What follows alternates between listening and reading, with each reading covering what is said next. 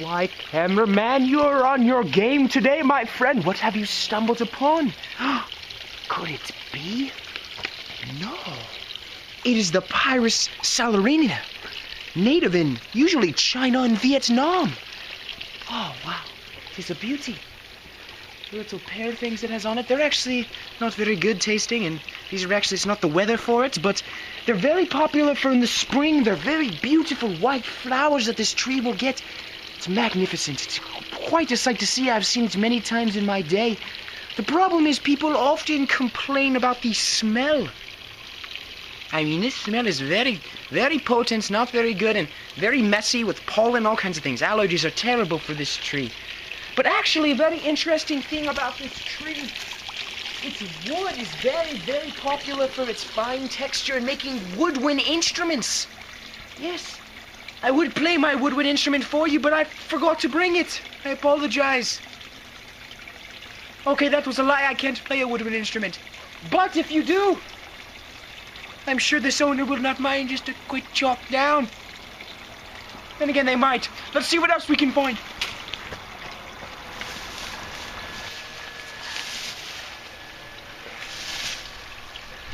Oh my goodness! Cameraman, come take a look! This is quite a sight! Note, this here is not even... we're not in Brazil. We're in Meadow Vista. This is native to southeastern Brazil. This, my friends, is the Schlumberger, otherwise known as the Christmas cactus. I'm surprised it's surviving in a climate like this. They're actually more likely to survive in very humid areas, and also very shady areas. I noticed this is kind of in the shade, hidden by a plant, but I don't think it's here on purpose. This looks like a divine act of God, defying the very climate around us. Magnificent. Very pretty. They grow nice flowers during this time, but it seems like this one is quite out of season of the flowers. But interesting. Let's see what else we can find. Cameraman, you need a raise, my friend. What have you stumbled upon? Could it be the Albus Dumbledore tree? Oh, I'm sorry, excuse me. I just read Harry Potter, do forgive me. It is the Albizia julesbricean tree, otherwise known as the Mimosa tree. It's actually native to, well, definitely not Meadow Vista. It's actually native to Asia. It is also known as the silk flower tree because, well, right now it has these pods. It has ants on those pods, which don't scare me. It just kind of frightens me a little bit. Now, these pods will have little seeds in them, here, which actually are eaten by livestock and things. They are not bad for them at all. But in the spring, they will grow these furry-looking white flower things that are actually made into silk. Very interesting. Also, the flowers are used as an antidepressant for mice. So, I'm afraid if you have a mice that has lost a loved one, the Mimosa tree is for you. It cured my depressed mouse. Sparky. We won't talk about him. Let's see what else we can find. Now that ant that we mysteriously threw earlier is actually still on this plant. Ants are quite an interesting creature. Ants, you see, are actually, relatives to the bees and to the wasps. They're, magnificent social creatures of the family Formicidae, I believe. Yes. Well, they actually can form anywhere from a dozen or so a family to millions. And they have workers and social ants and all kinds of things and a queen that has all their babies. It's actually ants reside everywhere in the entire Earth except for Antarctica. That is the only place they are not in right now, and a few little inhospitable islands. Let's see if I can get this one to crawl on my hand. Give me one moment, and I'll give you a better look here. Come here, buddy. I won't hurt you. There we go. He's on my hand. Okay, so here, if you guys can see him, I don't know. There he is. Yes, this is actually a very small version of ants. There are many species of ants because they can actually be huge or small or medium-sized. Fly away now. Here you go, bud. Get on this stick. There you go. Crawl around. Perfect.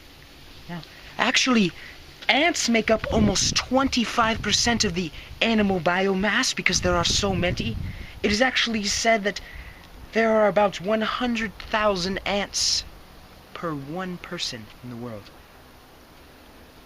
That's quite disturbing if you're scared of ants. Ants are crazy creatures.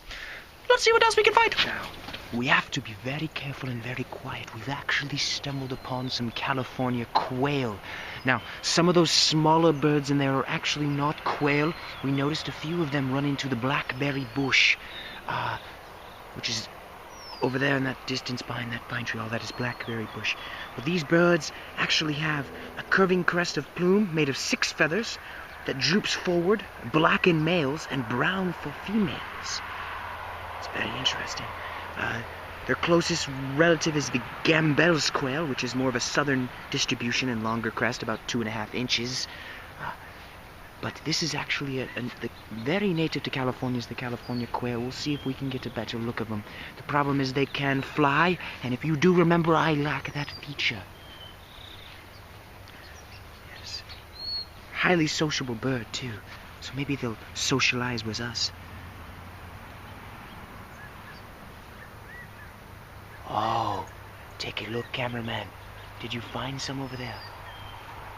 No, not him. We'll go around over here on this one. Very, very quiet flight. Get to look on me, cameraman. Oh no, they're flying. Look up. There.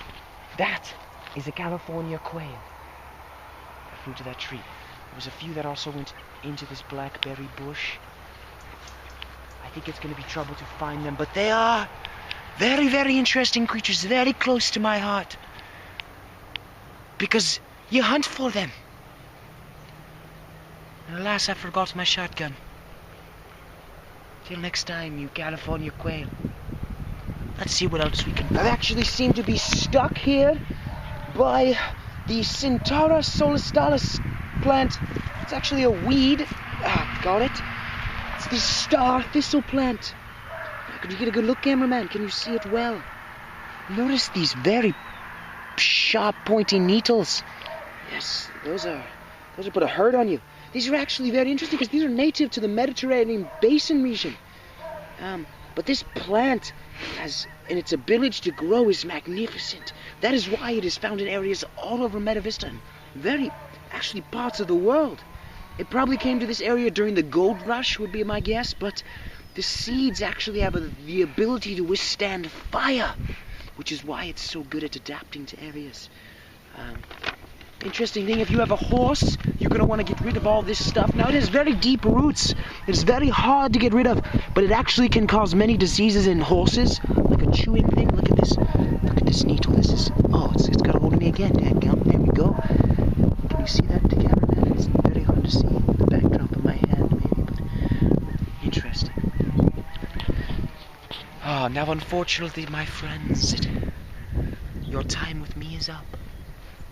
Now, it has been a great adventure looking at the flora and fauna of this magnificent land of Meta Vista. But unfortunately, the end is nigh. This has been The Great Outdoors with Nick Burgundy. And you're watching Discovery Planet. Have a great day.